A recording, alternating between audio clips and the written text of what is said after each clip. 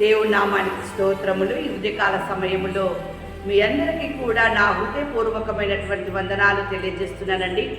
ఈ దినము దేవుడు మీతో మాట్లాడుతున్నటువంటి మాట. దేవుని బిడ్డలారా, దేవుడు ఈ ఉదయకాల సమయంలో మీతో మాట్లాడుతున్నటువంటి మాట ఏంటంటే, మీ కుటుంబంలో ఏమి జరుగుతుంది, మీ కుటుంబము ఎలా ఉంది, మీ కుటుంబంలో మీరు ఎలా ఉన్నారు.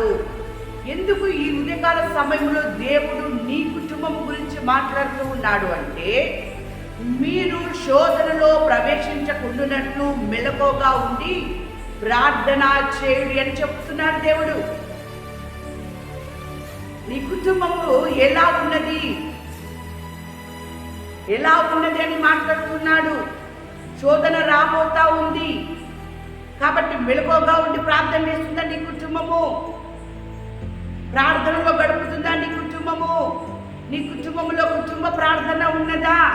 నీ కుటుంబంలో ఐక్యతగా కలిగి ఉండి చేసేటటువంటి ప్రార్థన ఉందా అని దేవుడు ఈరోజు మీతో మాట్లాడుతూ ఉన్నాడు. దేవుని బిడ్డలారా, ఎందుకంటే ఆయన మాట్లాడినటువంటి ప్రతి మాటలో ఆయన మనకి మెలకువ తీసుకొస్తూ ఉన్నాడు, జాగ్రత్త పడమని చెబుతూ ఉన్నాడు. వాక్యం సెలవిస్తా ఉంది కదా, అపవాది తనకు సమయము కొంచెమే అని తెలుసుకొని బహుక్రోధము గలవాడై మీ యొద్దకు వచ్చి ఉన్నది అని చెప్పాను.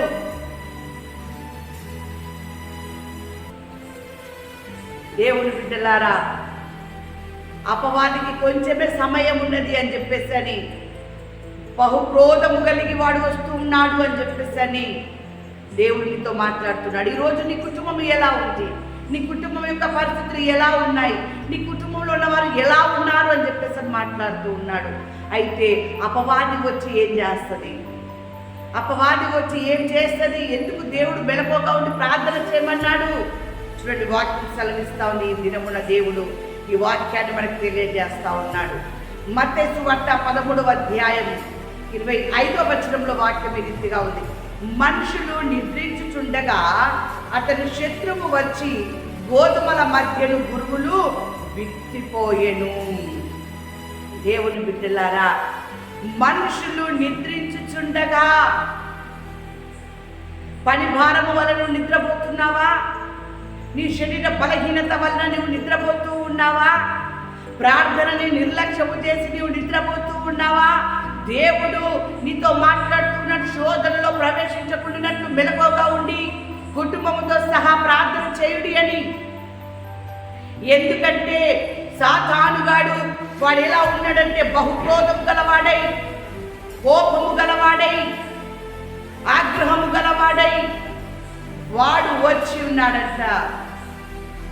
వాడు వచ్చి మంచిగా ఉన్న మీ కుటుంబంలో వాడు ఆ యొక్క ఐక్యత లేకుండా చేస్తూ ఉన్నాడు, నెమ్మది లేకుండా చేస్తూ ఉన్నాడు, శాంతి లేకుండా చేస్తూ ఉన్నాడు, సమాధానము లేకుండా చేస్తూ ఉన్నాడు. ఇవన్నీ నీ కుటుంబంలో జరుగుతున్నాయా? నీ కుటుంబంలో జరుగుతున్నాయంటే వాడు వచ్చి ఉన్నాడు.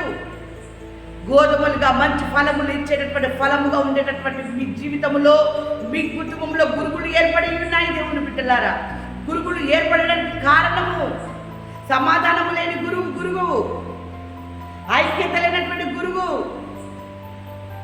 దేవుని బిడ్డలారా, ప్రేమ లేనటువంటి గురువు, ఒకరి మాట ఒకరు వినలేనటువంటి గురువు, ఒకరికొకరు తగ్గించుకునేటటువంటి స్వభావము లేనటువంటి గురువును విత్తి విన్నాడు వాడు.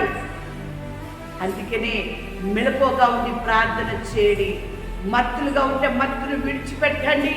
నా భార్య చేస్తుంది కదా నేను నిద్రపోతాను అనుకోవద్దు, నా భర్త చేస్తున్నాడు కదా నాకేంటి నేను నిద్రపోతాను అనుకోవద్దు, మా తల్లిదండ్రులు చేస్తున్నారు మాకేంటి అని పిల్లలు అనుకోకూడదు. ఎందుకు నీ కుటుంబంలో ఒకరికొకరు మాట వినలేకపోతూ ఉన్నారు? ఒకరికొకరు ఎందుకు తగ్గించుకోలేకపోతూ ఉన్నారు? కోపము ఎందుకు ఉంది? దేవుని బిడ్డలారా, నీ కుటుంబంలో ఐక్యత లేకపోవడం వలనే, సమాధానం లేకపోవడం వలనే, నీ కుటుంబంలో ప్రేమ లేదు, నీ కుటుంబంలో ఆనందము లేదు, నీ కుటుంబంలో పరిస్థితులన్నీ కూడా తారుమారైపోయినాయి. నువ్వు ఊహించలేదు ఈరోజు నా కుటుంబం ఇలా ఉంటుంది అని చెప్పేసి, నా పిల్లలు ఇలా తయారవుతారని, నా భార్య ఇలా తయారవుతుందని, నా భర్త ఇలా తయారవుతాడని మీరు ఊహించినటువంటి కార్యాలు జరగడానికి గల కారణము శత్రువు వచ్చి గురుగులు విత్తి ఉన్నాడు. గురువు విత్తడానికి గల కారణము ఇంటిలో ఐక్యత కలిగిన ప్రార్థన లేకపోవడమే. అందుకే వాక్యం సెలవిస్తుంది, మత్తులారా మేలుకోగలిగి కన్నీరు విడుడి. కన్నీరు విడుచుతూ ఐక్యత కలిగి నీ కుటుంబంలో నువ్వు ఎప్పుడైతే ప్రార్థన చేస్తావో, ఐక్యత కలిగి ఎప్పుడైతే నీ కుటుంబంలో కన్నీరు విడుచుకుంటూ మీరు మొరపెడతారో, నీ కన్నీళ్లను చూసేటటువంటి నీ దేవుడు నీ జీవితంలో గొప్ప కార్యం చేయబోతూ ఉన్నాడు. నీ కన్నీళ్లను చూసిన దేవుడు, నీ ఐక్యతను చూసిన దేవుడు, మీ ప్రార్థన విన్న దేవుడు నీ జీవితంలో గొప్ప విడుదలని ఇవ్వబోతూ ఉన్నాడు. గొప్ప ఆశ్చర్యమైన కార్యము చేయబోతూ ఉన్నాడు. ఇప్పటి వరకు నీ కుటుంబంలో సమాధానము లేదు, నెమ్మది లేని పరిస్థితిలో ఉన్నావు, ఇంకా ఎన్నో రీతిలుగా ఉంది నీ కుటుంబము. కానీ ఈరోజు నీ కుటుంబము దేవుడు గొప్ప చేయబోతూ ఉన్నాడు. నీ కుటుంబాన్ని ఆశీర్వదించబోతూ ఉన్నాడు. నీ కుటుంబానికి సమాధానం ఇవ్వబోతున్నాడు, ప్రేమను ఇవ్వబోతున్నాడు, విడుదలను ఇవ్వబోతూ ఉన్నాడు.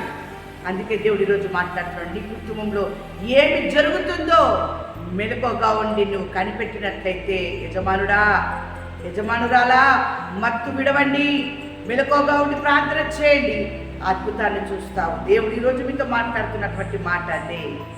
అద్భుత కార్యాన్ని చూడబోతూ ఉన్నావు నీ కుటుంబంలో.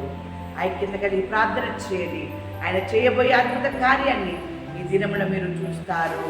అటువంటి గొప్ప మాటలు మీ కుటుంబంలో నెరవేరును గాక. ఆమేన్.